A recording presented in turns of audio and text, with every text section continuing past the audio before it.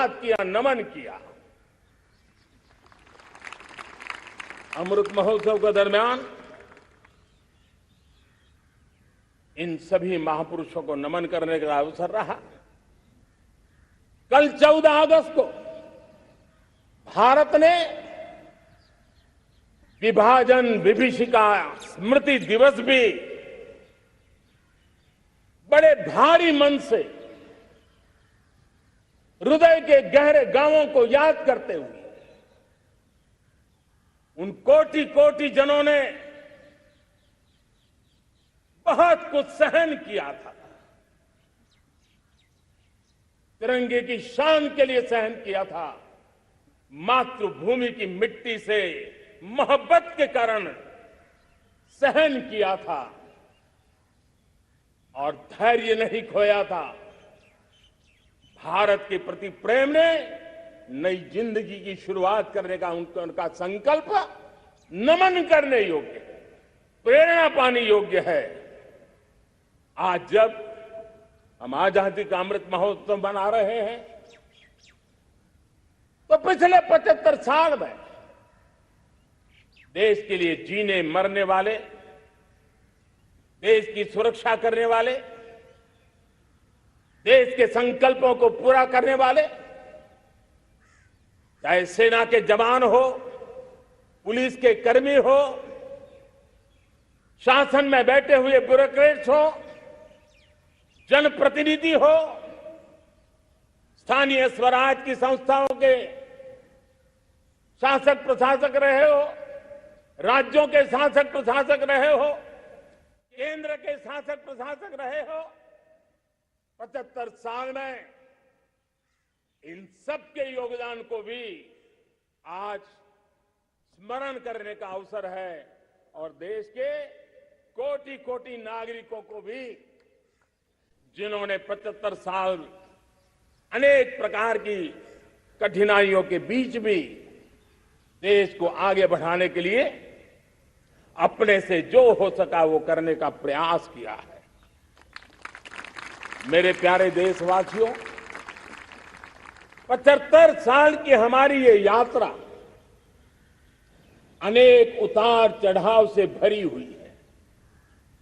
सुख दुख की छाया मंडराती रही है और इसके बीच भी हमारे देशवासियों ने उपलब्धियां की है, पुरुषार्थ किया है, हार नहीं मानी है, संकल्पों को ओझल नहीं होने दिया है। और इसलिए और ये भी सच्चाई है कि सैकड़ों सालों के गुलामी के कालखंड ने भारत के मन को, भारत के मानवीय की भावनाओं को गहरे घाव किए थे, गहरी चोटें पहुंचाई थी, लेकिन उसके भीतर एक जिद भी थी, एक जिजीविषा भी थी, एक जुनून भी था, एक जोम भी था। और उसके कारण अभावों के बीच में भी, उपहास के बीच में भी, और जब आजादी का जंग अंतिम चरण में था तो देश को डराने के लिए, निराश करने के लिए, हताश करने के लिए सारे उपाय किए गए थे। अगर आजादी आई, अंग्रेज चले जाएंगे तो देश टूट जाएगा, बिखर जाएंगे, लोग अंदर अंदर लड़ करके मर जाएंगे, कुछ नहीं बचेगा, अंधकार युग में भारत चला जाएगा। न जाने क्या क्या आशंकाएं व्यक्त की गई थी, लेकिन उनको पता नहीं था ये हिंदुस्तान की मिट्टी है। इस मिट्टी में वो सामर्थ्य है जो शासकों से भी परे सामर्थ्य का एक अंतर प्रभार लेकर के जीता रहा है, सदियों तक जीता रहा है। और उसी का परिणाम है हमने क्या कुछ नहीं झेला, कभी अन्न का संकट झेला, कभी युद्ध के शिकार हो गए। आतंकवाद ने डगर डगर चुनौतियां पैदा की। निर्दोष नागरिकों को मौत के घाट उतार दिया गया। छद्म युद्ध चलते रहे। प्राकृतिक आपदाएं आती रही। सफलता, विफलता, आशा, निराशा, न जाने कितने पड़ाव आए हैं। लेकिन इन पड़ाव के बीच भी भारत आगे बढ़ता रहा। भारत की विविधता, जो औरों को भारत के लिए बोझ लगती थी, वो भारत की विविधता ही भारत की एक अनमोल शक्ति है। शक्ति का एक अटूट प्रवाह है।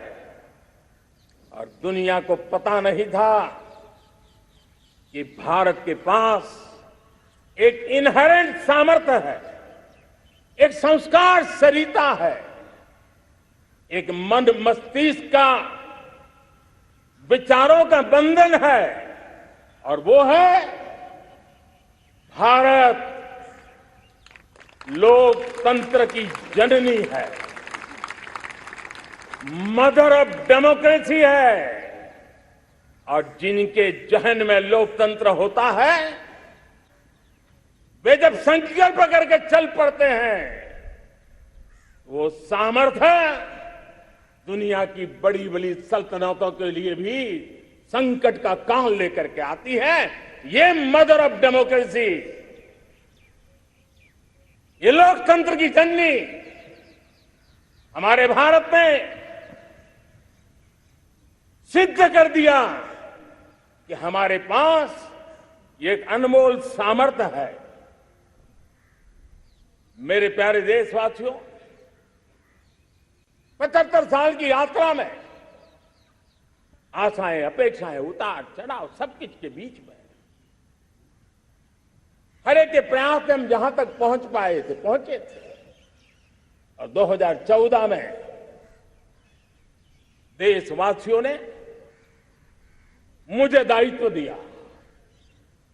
आजादी के बाद जन्मा हुआ मैं पहला व्यक्ति था जिसको लाल किले से देशवासियों का गौरवगान करने का अवसर मिला था।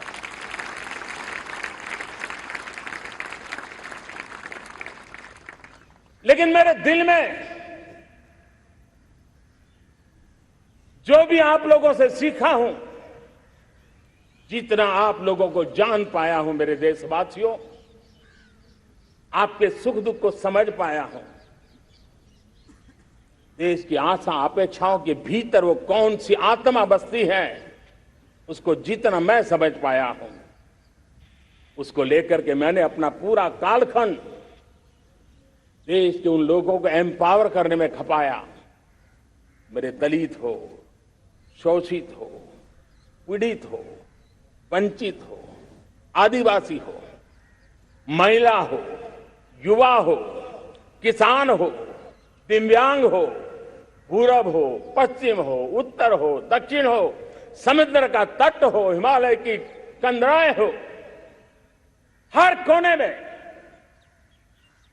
महात्मा गांधी का जो सपना था आखिर इंसान की चिंता करने का, महात्मा गांधी जी जो आकांक्षा थी अंतिम छोर पर बैठे हुए व्यक्ति को समर्थ बनाने की, मैंने अपने आप को उसके लिए समर्पित किया। और उन 8 साल का नतीजा और आजादी के इतने दशकों का अनुभव आज 75 साल के बाद जब अमृत काल की ओर कदम रख रहे हैं, अमृत काल की ये पहली प्रभात है, तब मैं एक ऐसे सामर्थ्य को देख रहा हूं और जिससे मैं गौरव से भर जाता हूं।